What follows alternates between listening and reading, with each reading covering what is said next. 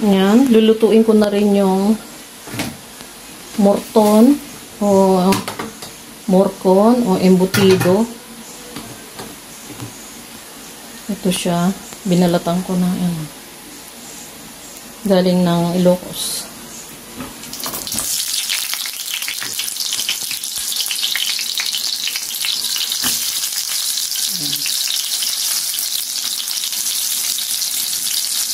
Sensya na't isa lang kamay ko.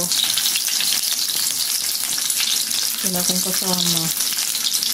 So, ipapa-brown lang natin ang part na yon. Tapos, iikutin natin mamaya. Okay? Porton. Yan. Pa-brown natin lahat ng sides.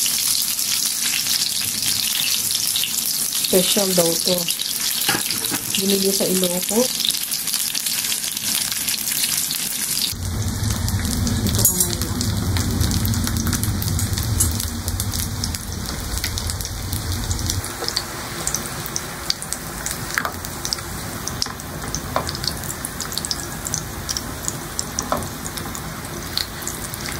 Alam nyo ba ang morcon o morton ay Philippine meatloaf?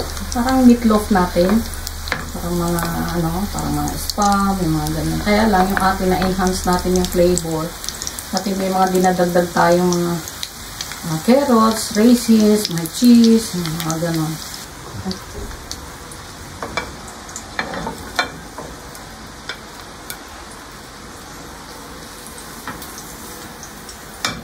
Ito na siya. Yummy. Ayan.